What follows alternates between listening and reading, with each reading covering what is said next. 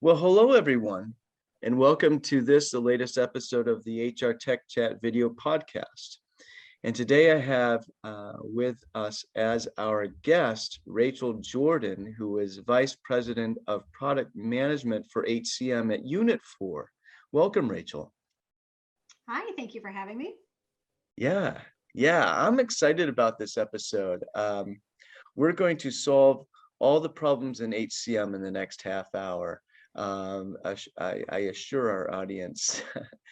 Very simple. Yeah, very, very simple. We want to talk today around, without HCM, this idea that without HCM, your organization will have a really tough time. I want to say fail. It seems almost extreme, but maybe not really. Maybe we could talk maybe you could just give us a little bit about your background, and then we could start talking about the evolution of HCM systems. Sure. So for my background, I've actually spent the last 20 years in various aspects of HCM. I spent a lot of time in learning and development. And it's been really interesting to watch how everything has changed. The systems used to be so tactical. And they were viewed very much as just systems that you have to manage your employees, put them in the system, you're entering data. And really over the last 5 years especially, there's just been a huge shift, and HR itself has a huge role in the success of a company. And that is so different, that there's really more of a proactive role in helping companies achieve their goals and participate in making initiatives successful. It's just been a big shift. And along with that shift, of course, all of the technology has changed. And I think the definition of HR and what they own is very different. So an HCM system of today looks entirely different than it did just a few years ago. Yeah, I'll concur with that statement. It's interesting. At 3Sixty Insights, we speak of concrete and abstract HCM.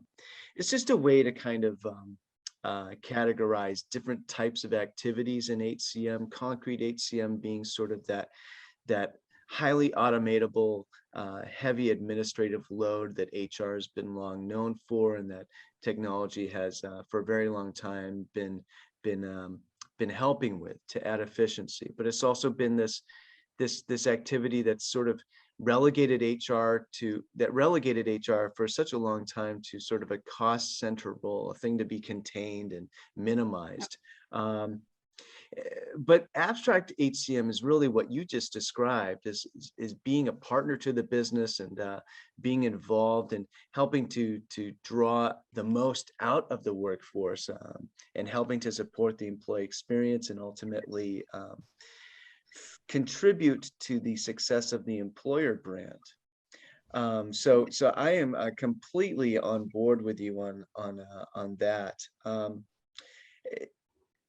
If we were to look at this,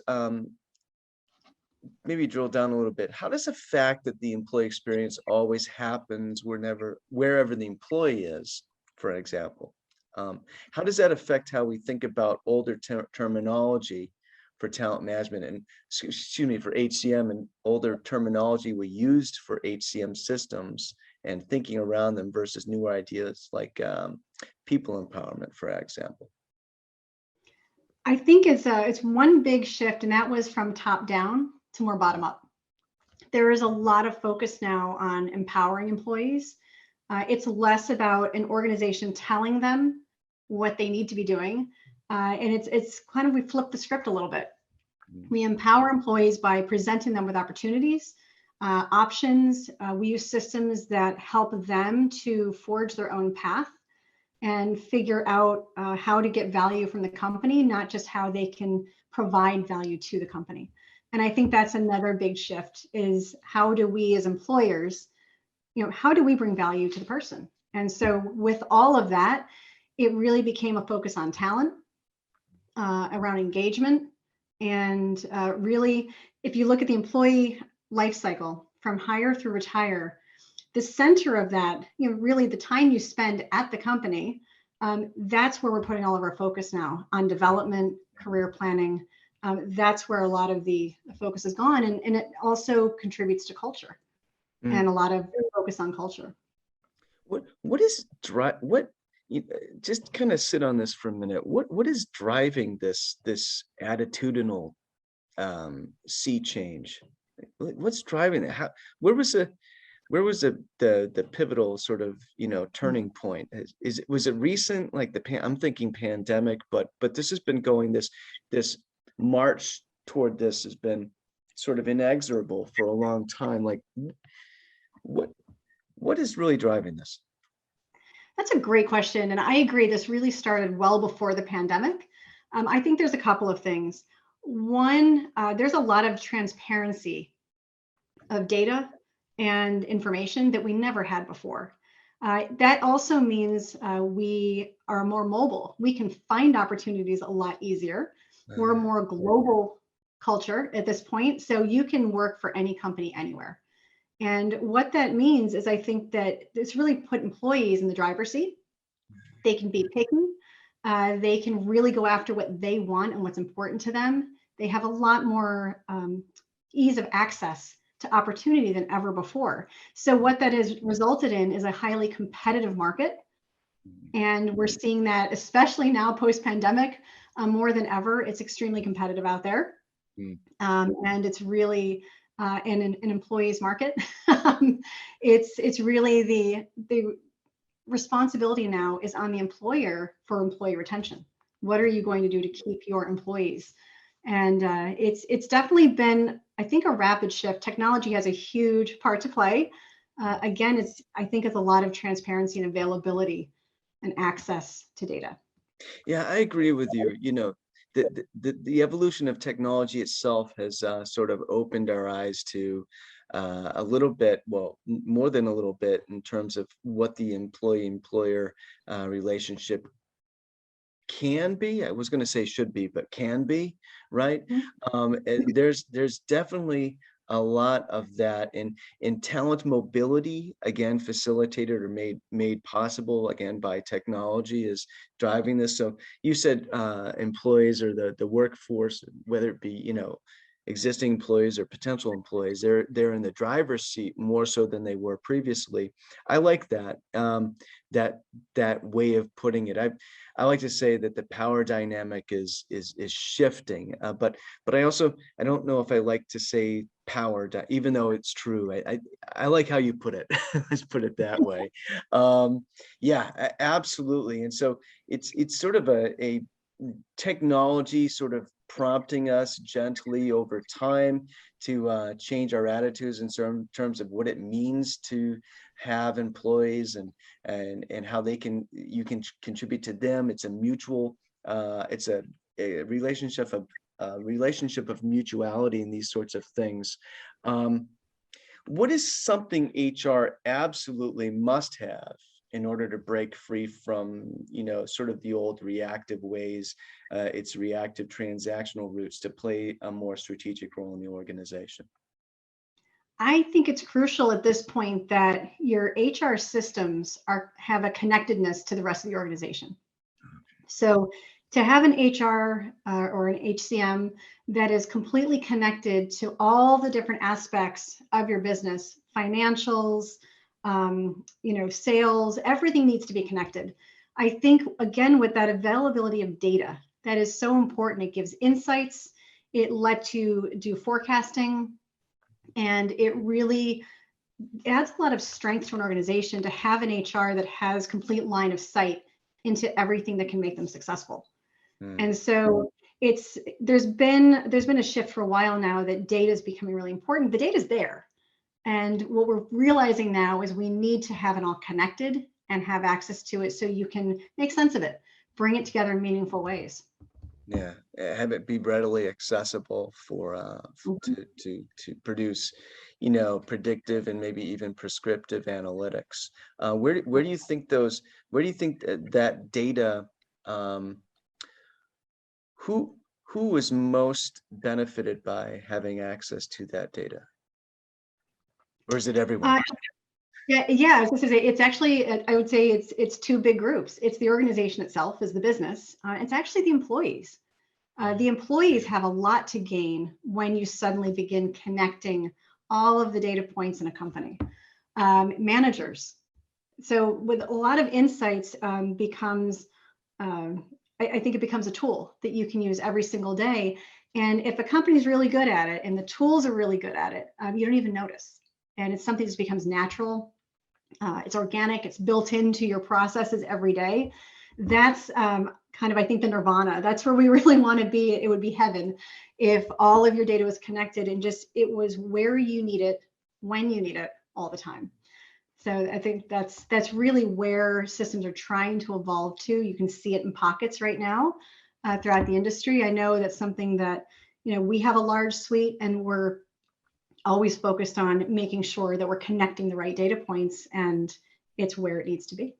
Yeah, it almost sounds like it, and we've had some conversations previously before doing this episode, and I know the concept that came up was sort of this idea of an HCM warning system for the Mhm. organization. It almost sounds like, if you have enough information coming from enough, um, you know, nooks and crannies of the organization, then you're going to have a really good sort of understanding of what's next, or an ability to kind of predict what's likely to come next. Kind of like, when there's a earthquake early warning systems, or I think we're better at meteorology, I think, probably, than geology when it comes to those early warning systems. But a hurricane early warning system, or these sorts of things. And so, and this is an extreme. We're not talking about evacuating the organization if there's an HCM emergency, but this idea that you can make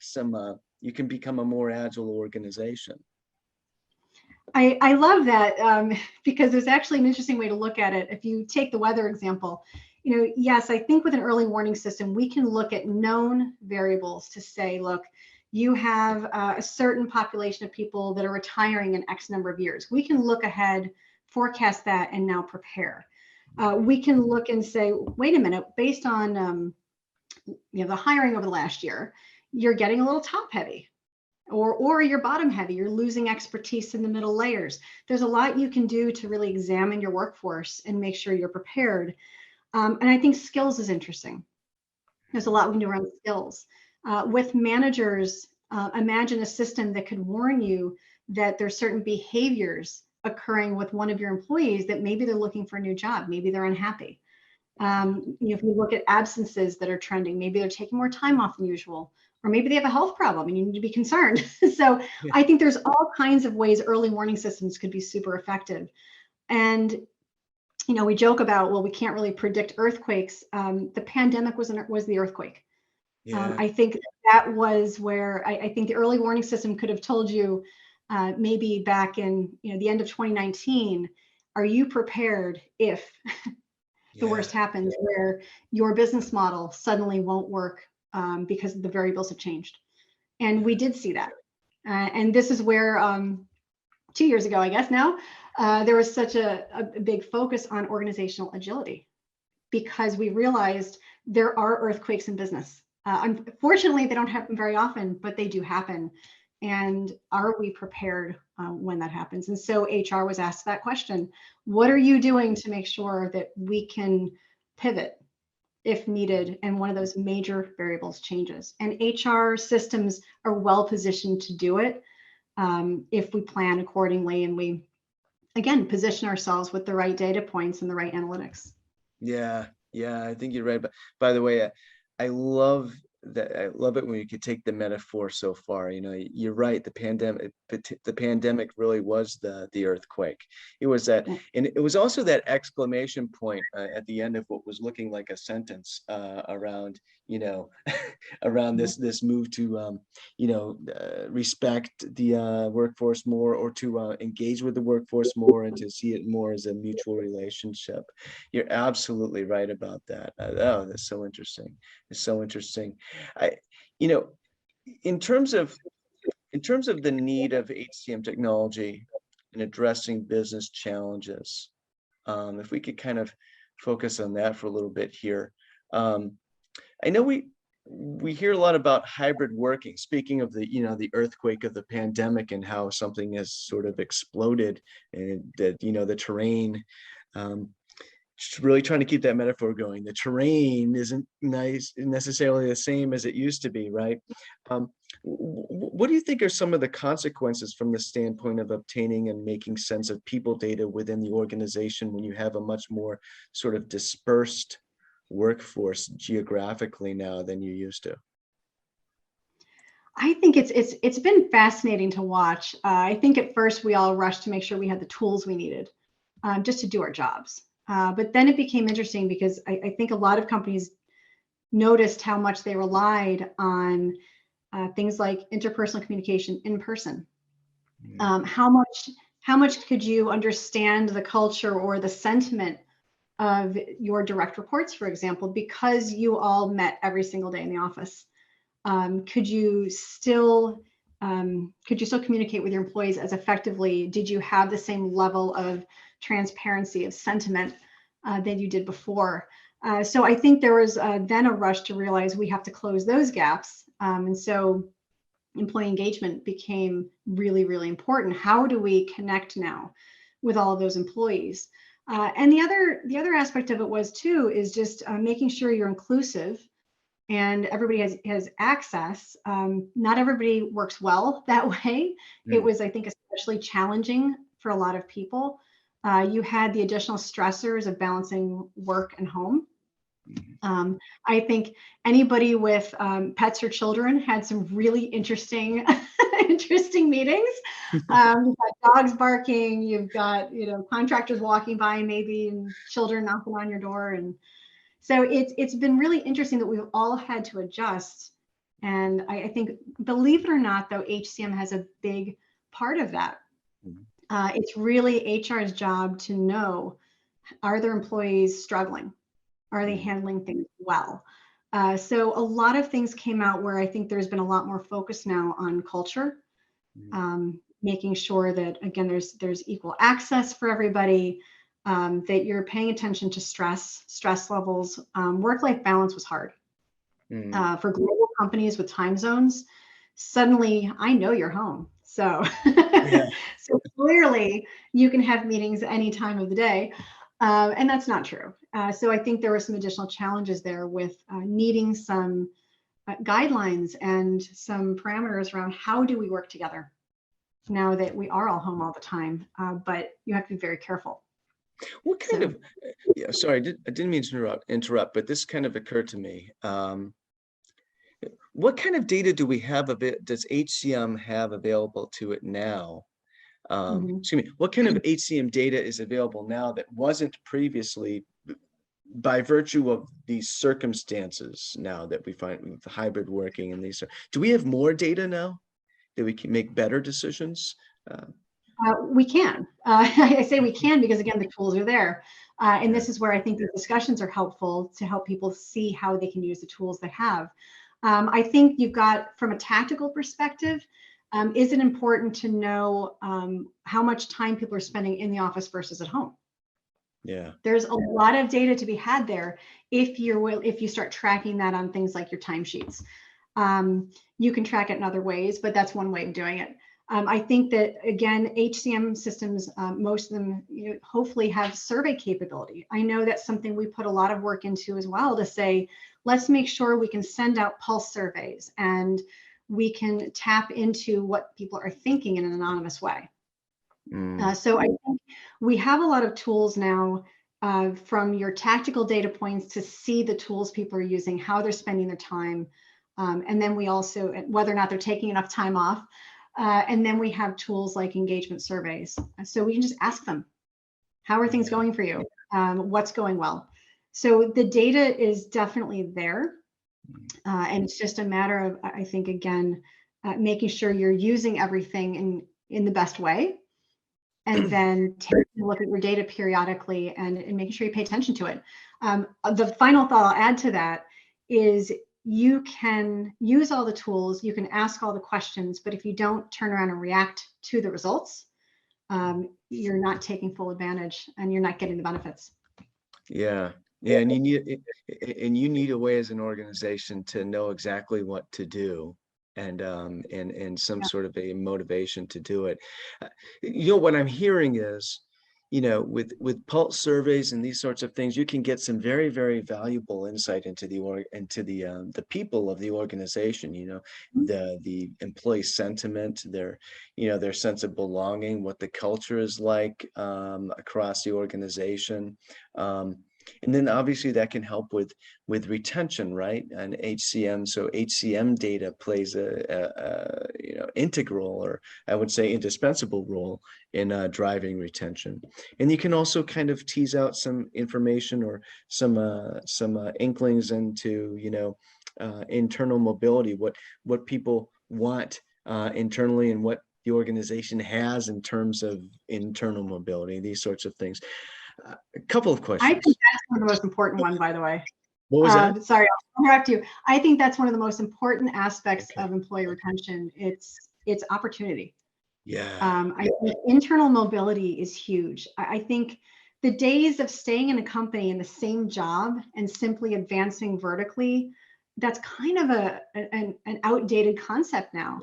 I think the idea of staying with one company is fantastic, but the idea that they're going to move in a straight line is it's not realistic anymore. So I think this is where, again, I love the idea of internal mobility, presenting opportunities to people, making sure you have a culture to support it. And you don't have people blocking someone's mobility because it takes them out of your department, for example. So first is the culture, but then it is presenting opportunity, helping them find opportunities by showing them, here's the skills you have, and if you want this job, here's the skills you need, and we're going to help you get there. Yeah. So I think it's really all of these different pieces we always want employees, I think, to look internally before, if they're a great employee, you want to keep them, find an opportunity for them, find the better fit, find the best fit, and they'll stay with the company. And that's what we all strive for. Yeah, and that's about transferable skills and identifying their soft skills and these sorts of things, so you have an expanded, more accurate understanding and view of their potential. What do you think is the role of leaders in the organization in these things? Well, I think the first is to make people comfortable asking, can I move? Believe it or not, I think that's a very hard conversation for a lot of people to have. And if you have your leadership letting people know, not only is it okay, we encourage it, that it starts with that top-down mentality and culture. Create the culture that change is positive. I think that's number one. And number two would be supporting, I think, the frameworks needed to effectively do it. I think it's you can just tell an employee, oh, if you find an opportunity, let me know and I'll help you. But that's not ideal.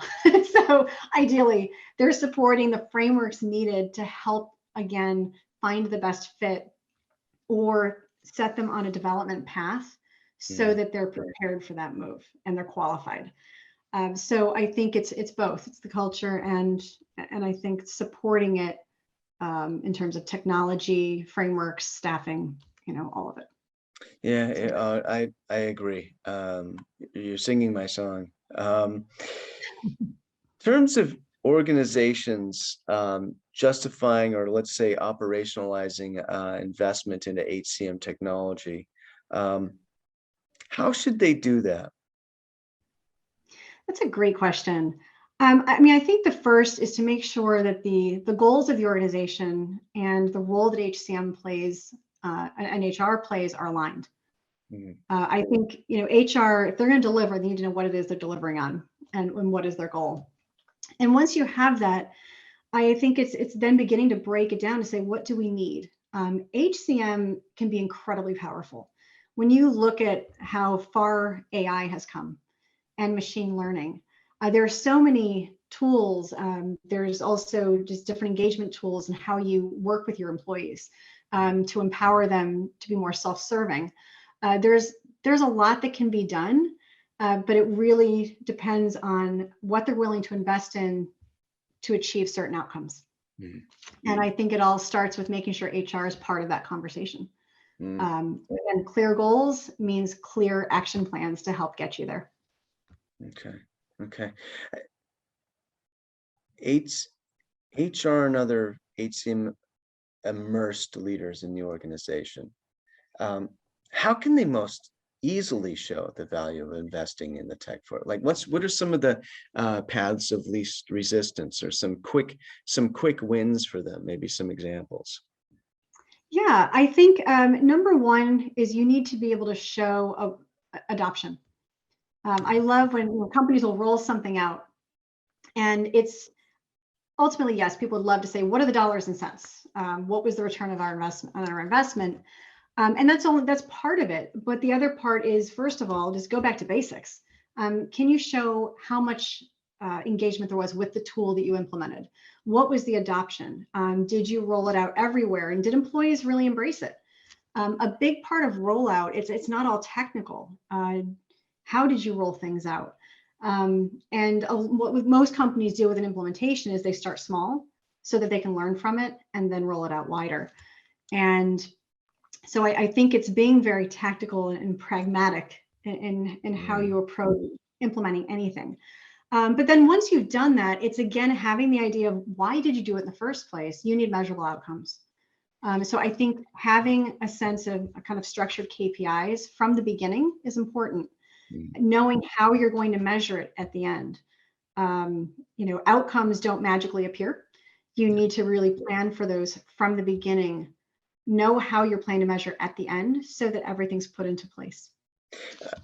Yeah, that's absolutely. One thing that I would add to that, though, which not though, but also, is this idea that you mentioned it with adoption rates and level of engagement and all this. There's so much potential upside. When I say potential, I don't mean like it might or might not happen. I mean it's just there's a lot of potential. Like it, maybe there's a different word. There's a long tail of great value that comes from investments in HCM technology and transformational thinking in HCM vis-a-vis the organization. So if you see, I would argue that if you're seeing a large adoption rate, lots of if there's a big difference in the positive direction before and after, then you can expect all sorts of according, maybe this is a little bit hyperbolic, but a cornucopia, I would say, of potential benefits to the organization, leading innovation, greater revenue, all these sorts of things that ultimately KPIs we may not be able to devise KPIs that anticipate that at all or can measure. We won't know to measure it until when we see it happen. We might not even be able to say technically that, well, yeah, that's because we put that HCM system in place. And yet I would argue that it's hard to argue that it wasn't because we put in. Do you see what I mean? So I think that there's some stuff that's what this conversation is really kind of putting a fine point on for me, is that there's a lot of potential upside to HCM, and it's not necessarily all measurable right away. And once it happens, it might be tough to say definitively that it was the HCM system, but it's even tougher to say that it wasn't.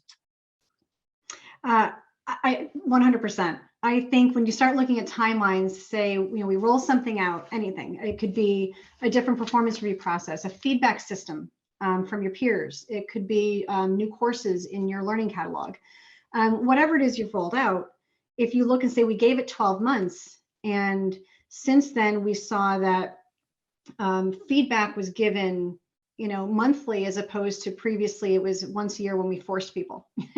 Now people are proactively going and saying, wow, this person, I'm going to give them feedback because we had engagement and I was really impressed or happy with their performance.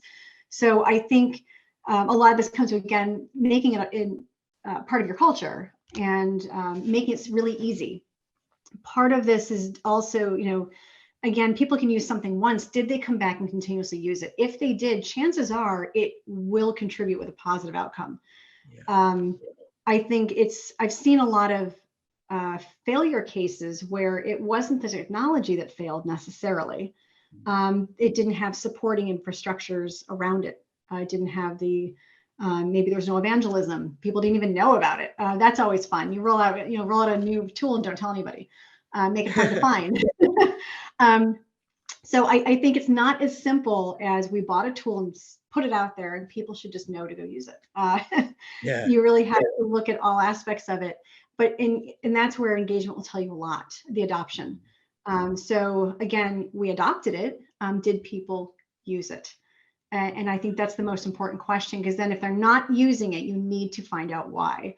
If they are using it, I would bet dollars to donuts that they're one of their KPIs improved, whatever was tied to again, why did you implement that feature? If it was a learning catalog, you should have seen an improvement. So it's very interesting.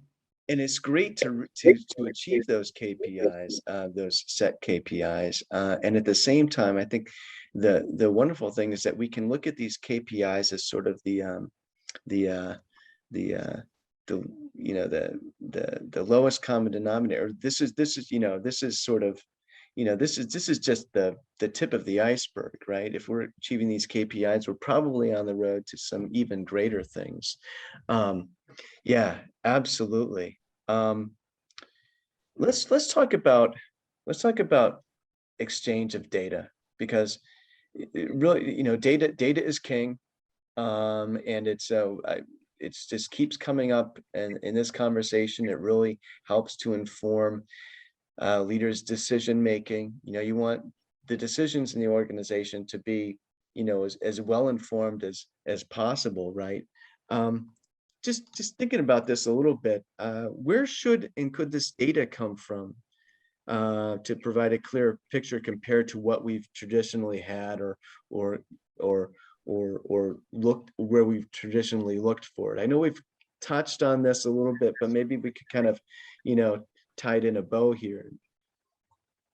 Yeah, I think even when we talk about HCM, I think that can be many things. HCMs can be very tight and on a few key features. They can be very broad. So I think the first thing is that whatever's in your HCM, you probably have peripheral tools as well. Most customers that we have, for example, they have very large ecosystems of tools. And I think in the end, what I always think of is what would you consider part of an employee's or a person's profile? What data do I want to know about them? It doesn't matter what system it's in now. How can we get that to really create one view of a person? And there's so much power in that. What I want to know is I want your demographic information. I want to know your skills, what languages you speak, the country you live in. So yes, I want basics about you, but I also want to know projects you've worked on. I want to know roles you held previously. I want to know how you feel about things and what are your personal goals at the company. So when you think of all of the different disparate systems, just that small amount of data, where they can come from, it could be quite large. Yeah, I think you make some really good points, and this is really revelatory, I think, in terms of being able to sort of reconcile various domains of the enterprise to produce more cohesive or more reflective view of the organization at large. Data is king, obviously. And what I'm hearing is that we can combine this data from different nooks and crannies of the organization to help decision makers make better decisions, be informed better for those. And I guess the question I have here is,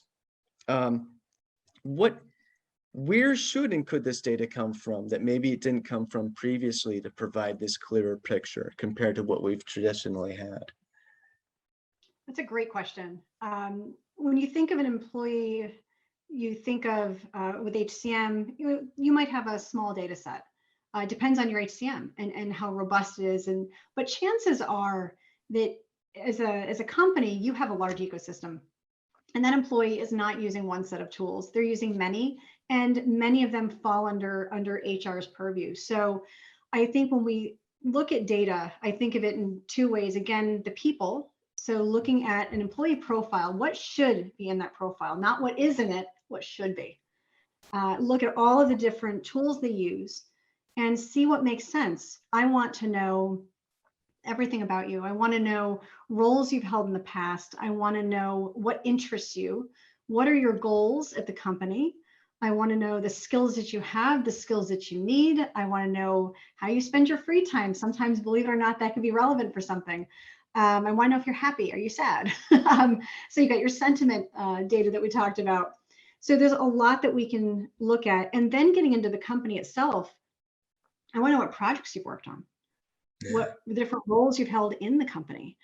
This can be enormously helpful to connect all these systems. And then at an organizational data level, if you think of connecting your financials, your company initiatives and goals, then with your HR system, it's amazing what you can get out of it. To understand how payroll is connected and impacts billing and project planning and staffing. So there's a lot of different aspects of HR, and HCM systems have a lot of wonderful data, but so does the rest of the ecosystem. Yeah. And so I like to think of it as forming a true view of an employee or any user in your system.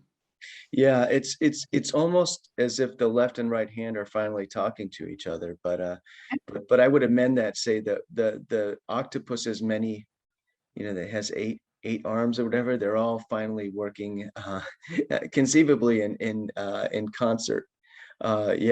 Yeah, and being able to kind of mix and match and see things from different perspectives simultaneously from a data standpoint. I think you're absolutely right.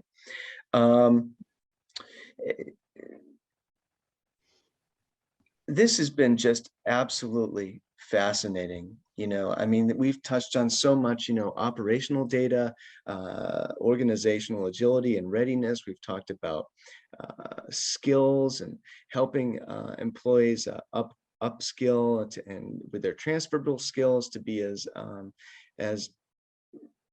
potentially helpful to the organization as possible, and at the same time increasing their happiness or their satisfaction with their work. And we've talked about an HCM being sort of a warning system for the organization to help the organization make better decisions as a whole, to be more agile and all these sorts of things. Is there anything that we've maybe missed that you'd like to touch on? That's a good question. I feel like we really did run the gamut here. But no, I think, I'm excited for, I think, what's coming next. We are endlessly, as vendors, we are endlessly pushed by our customers as they're telling us what they need. And so with organizational agility, it's been really interesting because, like I said, I think AI is going to play an even bigger role going forward. And I love that everything that we've done the last couple of years has also pushed us to think differently about employee experience. There was such a push in the beginning to consumerize experiences, but that's really about the interaction with what's on your screen. It's not your actual experience as an employee. And so I love that we've broadened what we mean by employee experience beyond just the software you're interacting with. It's I think making sure that we care about what the employees are trying to do, how well they can do it, how easily, and we've really changed the way that they interact with all of the systems in their company. That's the employee experience, coupled then with all of the effects that has on culture. I just love how it's all really come together. And that's, I think, my final thought is I think how employee experience has ultimately changed as a direct result of all these changes in tech and HCM. Very well put. Very well put. I don't think I can add anything to that. I mean, that's just fantastic. Thank you so much for joining us today, Rachel. I really appreciate it. I know the audience will too, and feel free to join us another time. Thank you for having me. Absolutely.